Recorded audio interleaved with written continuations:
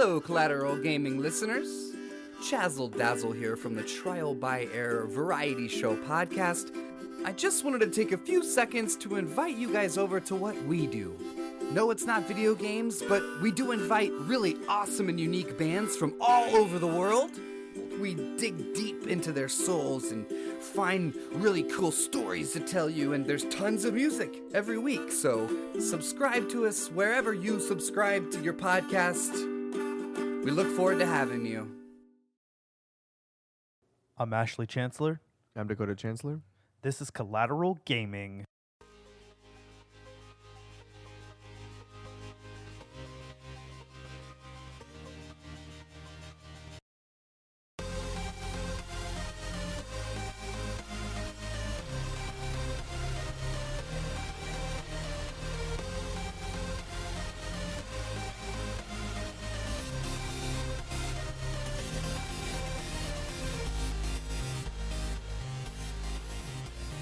Welcome to Collateral Gaming, the only video game podcast that matters, where we focus on good games, bad games, and everything else in between in the world of gaming. And this is part 2 of our season finale on Assassin's Creed 4 Black Flag. If you're listening to this now and you haven't heard part 1, please go and check out the first half of this podcast episode. Because we're just going to delve right into where we were at before, picking up on the story of this game. So you can probably check that out wherever you're listening to this episode. We are on Apple Podcasts, Spotify, Google Play, YouTube, the works. And if you enjoy this podcast, please let us know. Leave us a 5-star review on Apple Podcasts and share this with your friends. And give us some feedback on our social media channels as well. You can find us on Facebook, Instagram, Twitter, the works. But without further ado, let's go ahead and get back into Assassin's Creed. Now, as for the modern day segment, this kind of standalone story is that there were samples that were taken from Subject 16, Desmond, which is allowing Abstergo to now explore genetic memories through a cloud computing. So other people can explore someone else's genetic memories now instead of having to force Desmond to stay in the Animus. You're playing just some nobody. You're playing you exploring Desmond's ancestor, Edward. So again, this actually does continue the original line. And I think continues through until Syndicate, if I'm not mistaken. I could be wrong, but I'm pretty sure Unity is. But yeah, that's kind of the main synopsis. I mean, what did you think about the story? I honestly really enjoyed it. It kind of took me for a ride because when I first started playing the game, I didn't pay too much heed to the story. That makes any sense. I didn't pay enough attention to it. But as I went through, it took up till honestly Blackbeard's death to really get me, because at that point I was like, holy shit, like shit's going down, you know? Yeah. Because they kind of kill him first. He's the first big one to go. Yeah, I agree. Yeah, he is the first one.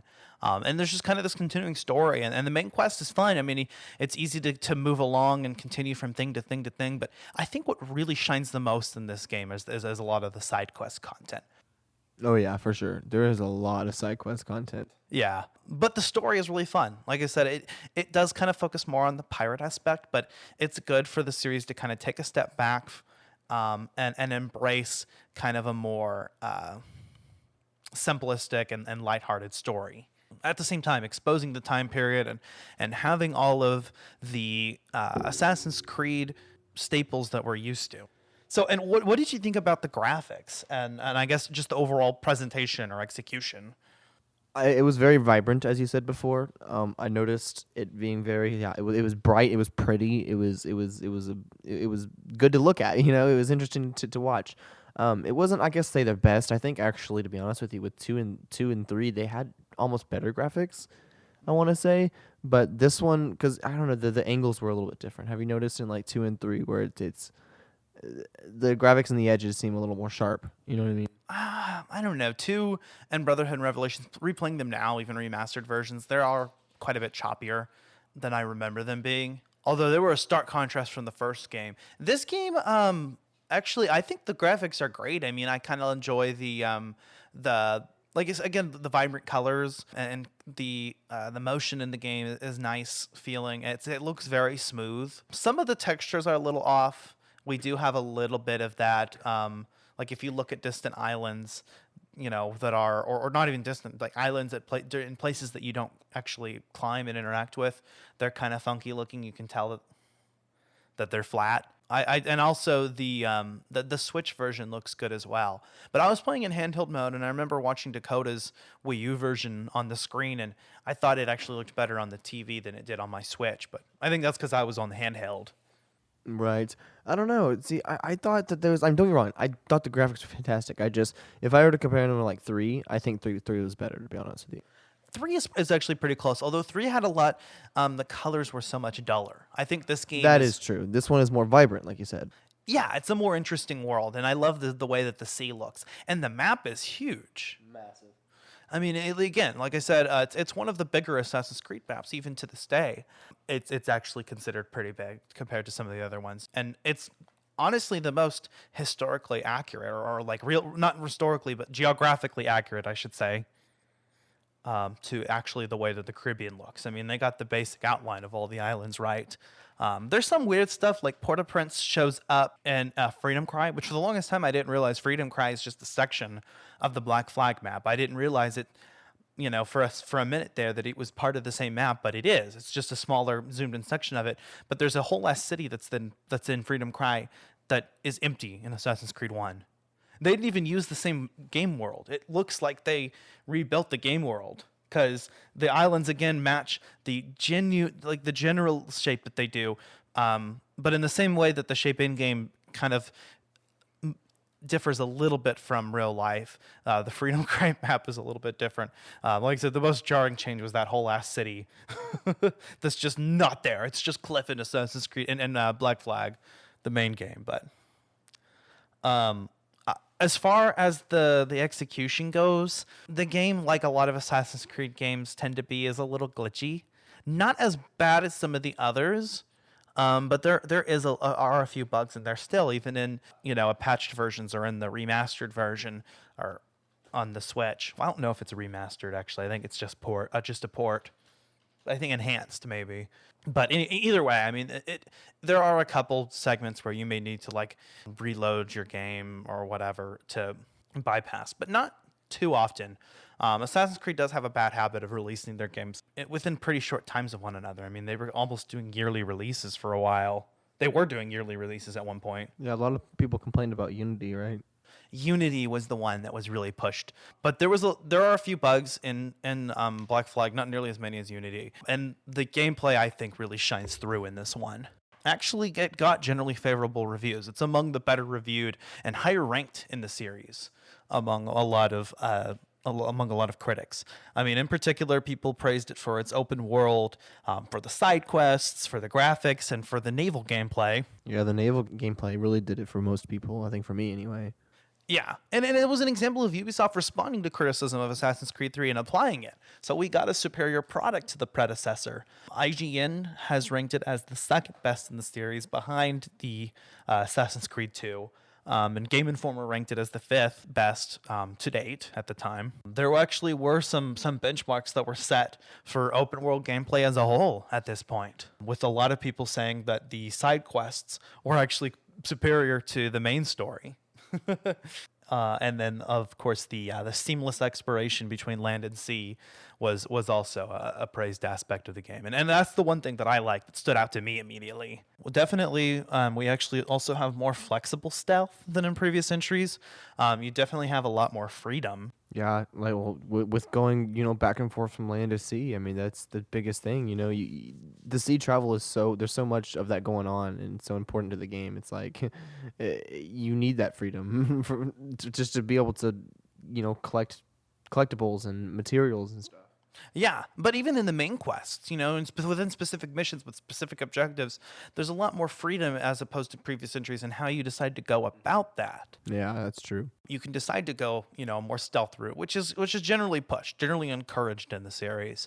Or you can go for all-out combat, because technically for most of the game, Edward isn't an assassin. He's just got the tools and somehow is trained pretty well. I guess pirate training was pretty similar to assassin's training. I don't know. I guess his pirate training was pretty great. He knows how to climb, but part of it is because of his, I guess Kid explains it because he's born with the sight, Yeah, with the eagle vision, which means that he actually has his DNA is I think closer to First Civilization DNA. Interesting. Yeah. There is a lot more freedom when it comes to both stealth and combat. There is a little bit of criticism for the game being frustrating and having clunkier, unrefined controls. I mean, on occasion we did experience, the game trying to climb somewhere where we didn't want it to go. We didn't want to climb, right. And of course, you counter killing and it not comboing or not doing the right button that you press, that happens a lot. Yeah. So sometimes it is a little bit funky, but as a whole, for the most part, I mean, if you have to, you can restart from checkpoint and get through the game. I actually enjoy doing a lot of the, like in every Assassin's Creed game, I enjoy the optional objectives. And unlike Assassin's Creed 3, which had a different number per mission, this game has 2 optional objectives every mission, so it's very standardized. And they're usually things that are maybe a way that you would want to go, that makes the experience cooler, like air assassinate your target, or kill these 2 targets together, stay undetected. Right, those are required for 100%ing each memory in the game. Right, like previous games. I mean, that precedent was set in Brotherhood with the optional objectives. Right, and also I don't know, was it Brotherhood that also started the memories, each chapter being called memories? I think every game's done that. Really? Yeah, it's always been memories and sequences. That's actually been one of the staples throughout, up until I think Origins. There was actually a lot of criticism for the combat for being repetitive and easy, and I do have to say the combat is stupidly easy. I mean, I could see how someone could see it as repetitive, but I had a lot of fun with it. Yeah, honestly, I had a lot of fun just going around, just killing all the guards, like in a whole town, just to kill every single one of them, and then leave and come back, and they're all just mysteriously back, like nothing happened. And no notoriety in this game for killing guards. Zero notoriety. And like you were saying earlier, or you were starting to say, the notoriety in game for the ships is not even that big of a deal, because any hunter ships that come at you, you can just plunder for better resources, and so whenever you've upgraded your jackdaw, I mean, the game kind of pushes resetting your notoriety. They give you a lot of opportunities to do it. Right. So I kept doing it, but I realized that I wasn't getting a lot of resources for ship upgrades. And the way you do that is just be a pirate. Yeah, I just found it being pointless to not even clear my notoriety, because killing those ships was so easy. I would literally take no damage by fighting them. Yeah. And it'll allow you to use the hunter ships for Kenway's fleet. Yep, or you can repair your ship if you do happen to take whatever little bit of damage they do to you. That was kind of a weird thing. You could be in the middle of a combat with a fort and a bunch of ships all at the same time, but okay, you board a ship and you go ahead and just repair your ship right there. Okay, you're good to go. You're good to go. You healed 1 health bar. Yeah, but I mean, it was a little weird, but they had to kind of make it a little bit. They had to have you be able to heal your ship. I don't think that was an option that they could do. And as far as gameplay goes, it's balanced. You can repair your ship by boarding another ship, and you can only repair it by 1 bar, or you can go to an island and dock and maybe they should have just kept it so that you can only repair your ship at the places where you can buy your upgrades on the island. What are those called? The ship upgrade places. Yeah. Yeah, but they should have kept it just there. Maybe, I don't know. Maybe they shouldn't have allowed you to do it in the middle of a battle. Well, I don't know. You can upgrade your ship in your ship. You can just be on the sea and upgrade your ship. That's really crazy. And so there's a lot of things that they did like that to just make, and I guess, it easier and quicker to do things like that. The captain's quarters. Well, you're in the Animus, so it really didn't happen that way, right? It really didn't happen that way, so it doesn't really matter. But yeah, we had a lot of fun, I think, with the ship upgrades. And the combat, as stupidly easy as it was fun. The AI is kind of unintelligent, but it just kind of makes you feel more powerful. I think that's kind of the point. Oh, yeah. There was an overall positive response to the story, with really the only criticism aimed at kind of a lack of purpose, a compelling villain, and undeveloped supporting characters. But I don't know, I kind of disagree with that. I thought a lot of the supporting characters were very well developed. Yeah. I mean, I guess all but the Roberts character. I mean, Ben Hornigold and Calico Jack and Charles Vane are all people that, kind of betray you at some point in the game. And so it's interesting seeing them go for being your friends to the villains, but Edward expressing regret nonetheless at seeing them, in their position, seeing Jack dead. I love that moment in the game where he's like, you were, it's sad that, even though you betrayed me, I'm still going to miss you because you made me laugh, Yeah. Well, it's terrible because You made me laugh, and that's enough for me to regret things ended the way they did. That's what he said. Right. It's crazy because it happened so suddenly. You've been kidnapped. Well, you were put into prison for like a year, and it's that you're a year like in this cage, and you get let out by Altahai. I don't know if Atabai does it or just one of the assassins. I think it was Atabai. I don't want to sound racist, but I can't really tell the difference. Anyway, no, but I'm pretty sure it's Atabai. But he comes and he saves you, and you get out and you can go around the island and you can see other people that were there, and he's been rotting away in the cage. He's just dead, just a skeleton. Yeah, and Vane is going crazy in the cell. Yeah, exactly. And Vane is going crazy in the cell, right? Oh, it's just crazy to see. Yeah, there's a lot of awesome moments in the story, and I think the general consensus, was that the story was really good and was really fun and was really enjoyable, and you could tell.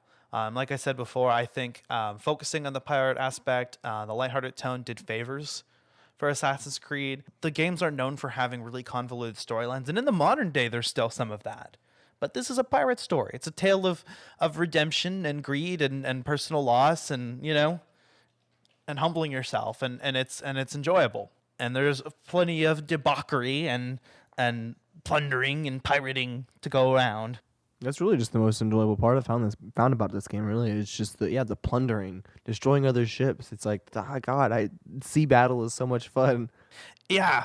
And Kenway, even being the destructive person he is a sympathetic character, a likable character. He's kind of the stunning Chris Hemsworth-like blonde hair, Welsh accent. I know Chris Hemsworth has an Australian accent, but that was kind of an unrelated point. He has an accent, okay? And just kind of this likable guy who, even though he is kind of a dickhead, you sympathize with him and you like him. I bet you Chris Hemsworth could do a Welsh accent. I bet you he could do a good Kenway. I like how he wears eyeliner like pirates always do. All right, lads. I'll give you Blackbeard's honest opinion. You ask me, can this new captain promise you a life of prizes, plunder, and adventure? Aye. For amongst all the gentlemen of fortune sailing these West Indies, he ranks amongst the most clever. There was a time when I thought myself the deadliest scourge of these seas. But this man is a fearsome dog that feeds off trouble and turmoil. I seen him clear the deck of a Spanish galleon like it were nothing. Fighting like a devil, dressed as a man. And he's a canny one. Knows his way round every crag and crevice of these islands. So if it's fortune and adventure you seek, then Captain Edward Kenway's your man. Only, don't meddle in his private affairs. For there's more mystery to that man than even I dare ask.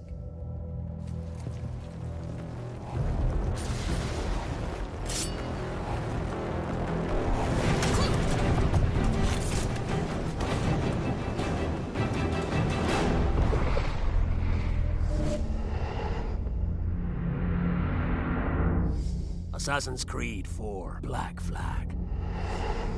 Black Flag did sell over 15 million copies worldwide. It won several awards, including Spike and Gamma Revolution's Best Action Adventure Game of 2013, GameSpot's PS4 and Xbox One Game of the Year. It won awards from Hardcore Gamer, Giant Bomb, the National Academy of Video Game Trade for Character and Costume Design. IGN awarded Black Flag for the multiplayer game of the year, best action adventure game, best story, best sound. We've got awards from Xbox, our official Xbox magazine, the Golden Joystick Awards for best visual design. Ubisoft Montreal won Studio of the Year, and the best audio, obviously, for the Sea Shanties. Of course, you can't forget that. and nominated for many more.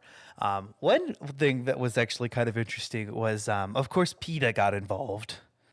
They get involved in everything. For the They do not need to depiction be. and glorification of whaling. Of course, Ubisoft went ahead and responded to it. They entertained them with a response that the game is based on history, and it is a work of fiction which depicts real events during the golden era of pirates, that they do not condone the practice. It's just there. It's being realistic. That's what they did. It's not saying that it's good. It's not saying that there's no glorifying it there. It's not glorifying killing people either. Right, exactly. So PETA just always likes to raise controversy. They're just always clamoring for attention. And despite the jokes that we make with Bo, I mean, I respect veganism. We respect vegetarianism. Just PETA just takes it so far with everything. Fuck PETA. We respect nothing. Don't let them fool you. Yeah, Bo, if you're listening to this, fuck your veganism. No, just kidding. Love you, buddy. All right, so we've also got DLC, as mentioned before, the Freedom Cry DLC. I got to try it out for the first time on the Switch. It's set 20 years after, and it features Adewale as the hero, the protagonist. He's been operating under the Assassins, although he temporarily joins the Maroon cause, and you get to free slaves and shit, and let me tell you, nothing's more satisfying than freeing slaves. A lot of the same naval combat and its own upgradable Experto Crade ship. Experto Crade, something like that. And weapons like the machete and the blunderbuss. A lot more than it's different. It's very, very similar to Black Flag, but it's got its own distinction. And, you know, if it had been expanded on, could have honestly been its own game. That would have been interesting. Yeah. There was a free Aveline DLC that was exclusive to the PlayStation versions. It was on the Switch version. I played it as well. It's like three chapters. It's really not much of anything at all, but it's kind of cool. You play as Aveline. And then obviously it was succeeded by the next-gen game Assassin's Creed Unity, which takes place in France during the French Revolution, and Assassin's Creed Rogue, which I guess I kind of want to talk about a little bit because Rogue is very, very, very similar to Black Flag. I mean, hell, the UI is the same, the control system is the same, the naval combat's the same, but you play as a Templar, an assassin turned Templar, and his ship is actually more technologically advanced. In a lot of ways, it's a little more polished and refined. But Assassin's Creed did have the better world, I think, and the better story and the better atmosphere. Black Flag? Yeah, for sure. I did like the graphics in Rogue. I did like playing as a Templar and using the different Templar gadgets. And again, it is very similar. If you like Black Flag, you'll probably like Rogue too. Because it's oftentimes criticized for being too much like, but Black Flag was a step in the right direction, and every other game after that went in a completely different direction for no reason. Even though Black Flag in and of itself, it's kind of like Assassin's Creed keeps on trying to reinvent itself. Sometimes it's successful. Black Flag, yes. Unity, no. Origins, yes. Yeah, after that, it kind of completely went in a different direction. So, and it's almost like Rogue is too similar. But I don't have any big issue with it.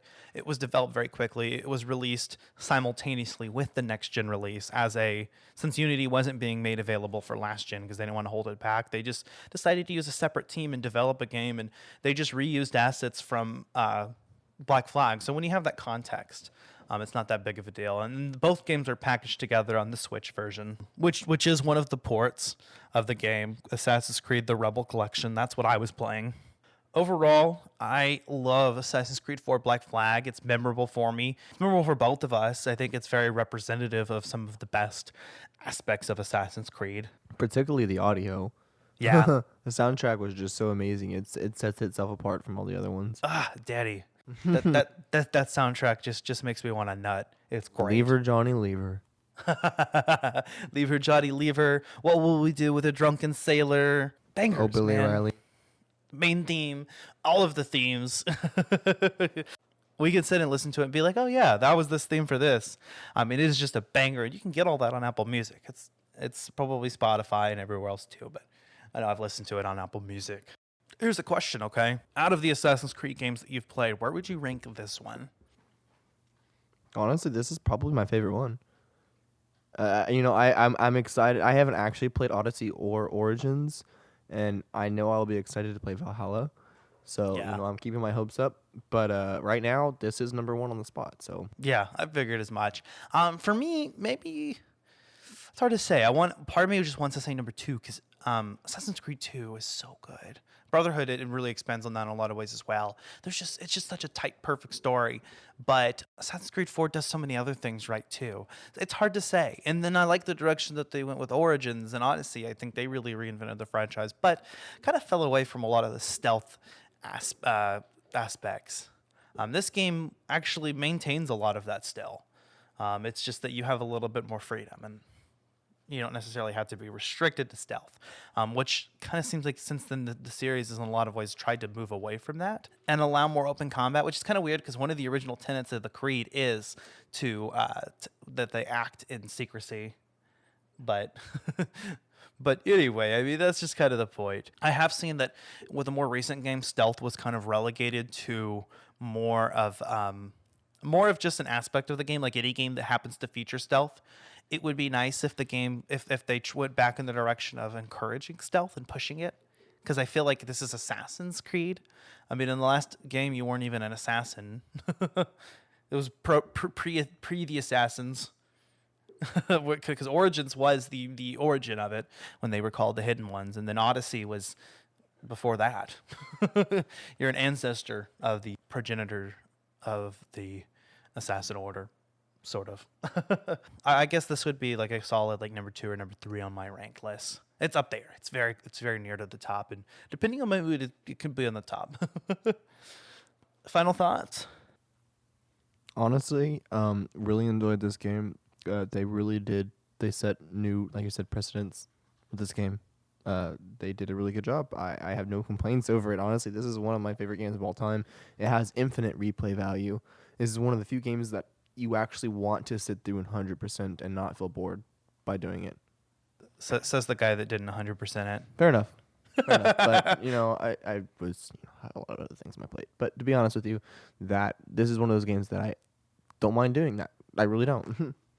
Yeah, actually, that was something I wanted to mention. Because like we said before, the side quests are really fun, and they don't feel like a chore. They really managed to make it. I think I made that point that Assassin's Creed did a good job with that, but in particular, this game did. I think this is the game that I think about when I say that. Even having to stop every once in a while and collect a fragment or a chest on some uncharted island, it was a little bit of a chore, but I'm glad. But I still felt motivated to do it along the way, and then I didn't have so much till the end. Those aren't even as annoying as the sea shanties. It's catching the damn shanties. Yes, because you have to go a specific direction to follow it, and sometimes It's why this is where it gets a little glitchy. Is the walking and the traversing and jumping on things. It's hard to time it right and be faster or just as fast as it. Yeah, some missions, the parkour was a little clunky, and I couldn't go what was obviously the recommended path for the mission smoothly. Right.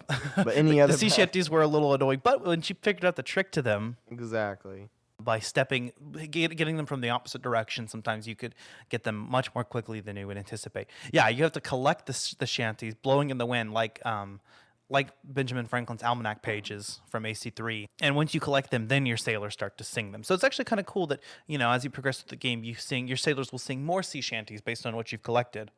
Yeah, that's a really cool aspect. And they're all real shanties. They're bangers. I remember singing Drunken Sailor, and my mom recognized it. She's like, yeah, I know what that song is. Everybody knows that song. Okay. I remember you said it in the mountains of Colorado, you and your friends were just singing sea shanties, right? Yep. No, it was a lot of fun. I remember it very clearly. I guess as far as my final thoughts go, I definitely think that this game is a great representation of the series overall. It has some of the most fun aspects of the series. It's just a blast to play. It's a refreshing change of pace, I think, in a lot of ways, but has a timeless quality to it as well. I can go back and easily get into the controls. They're easy to I will say that they're easy to ease yourself back into if you haven't played in a while. I had actually never, I had beat the game almost 100%, but I was missing like 2 legendary ships and one story, like one final, like the final story mission. So I remember like for years I was stuck there. And so when I picked up this game, I finally finished my original save file on the Wii U, and then I replayed through the entire game on the Switch. I remember just getting right back into it. It was actually pretty easy. So I will say that there's definitely a very timeless quality to it. But that's pretty much it. You can find Collateral Gaming on Apple Podcasts, Spotify, and wherever you get your podcasts. That's basically a wrap up on season 2. I mean, again, just to reflect a little bit, what has been some of your favorite games from the season? I can never forget God of War. Honestly, God of War is probably one of my favorites. God of War is one of my favorites. Like, it's definitely in my top 5 games of all time now. It was that fantastic. I really enjoyed it.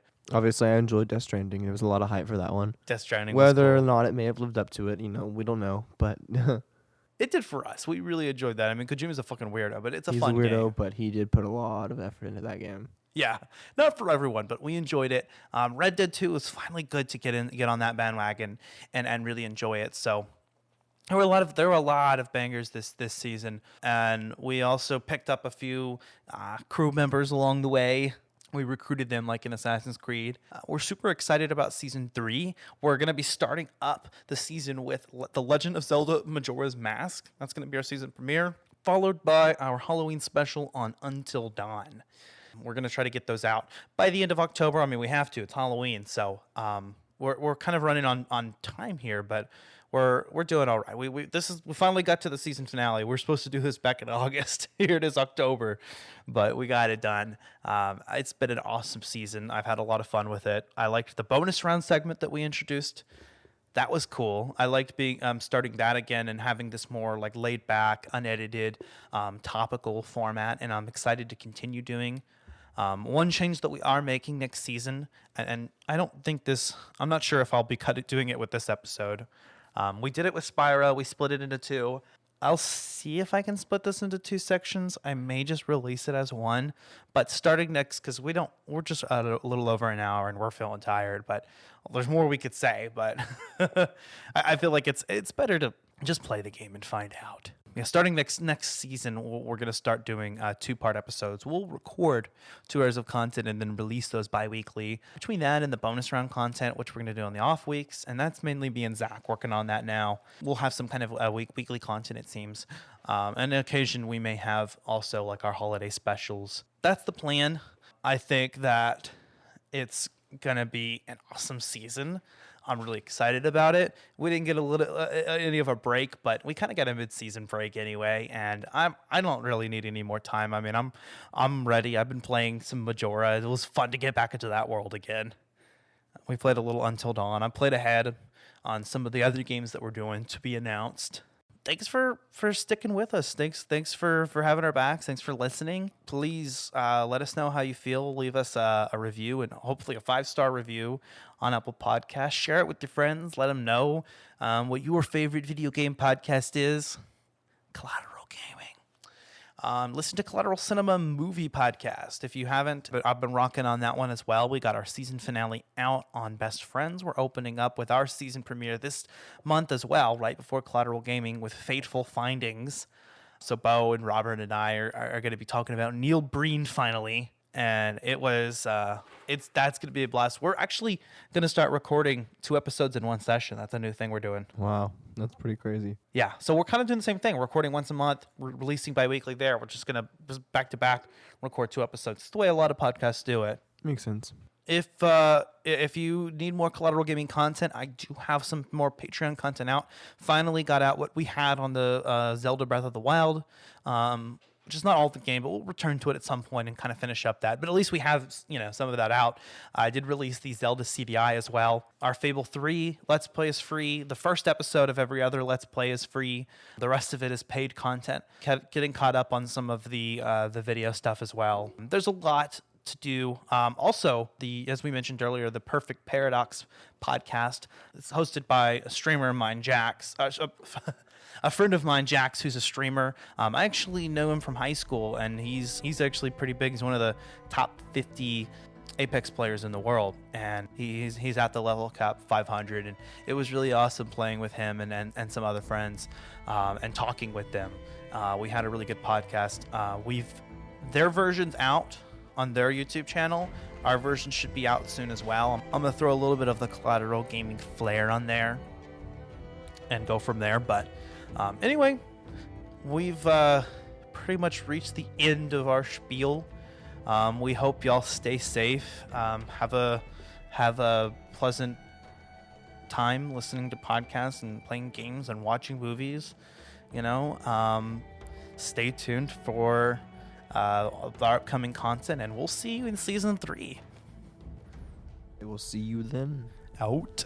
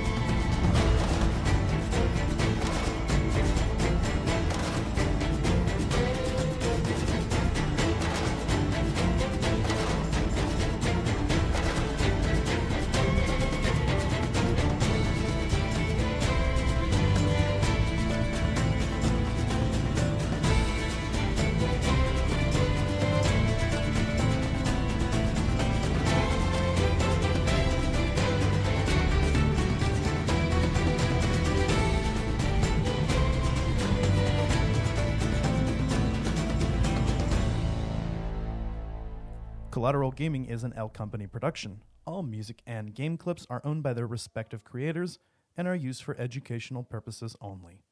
Please don't sue us. We're poor.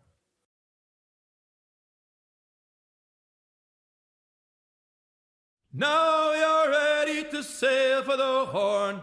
Way, hey, roll and go. Our boots and our clothes, boys, are all in the porn. To be rollicking randy dandy, oh. Heave a pole, heave away. Way, hey, roll and go. The anchor's on board and the cable's all stored. To be rollicking randy dandy, oh. Soon we'll be warping her out through the locks. Way, hey, roll and go. Where the pretty young girls all come down in their frocks. To be rollicking randy dandy, oh. Heave a pole, heave away. Way, hey, roll and go. The anchor's on board and the cable's all stored. To be rollicking randy dandy, oh. Come breast the bars, bullies, heave her away. Way, hey, roll and go. Soon we'll be rolling her down through the bay. To be rollicking randy dandy, oh. Heave a pole, heave away.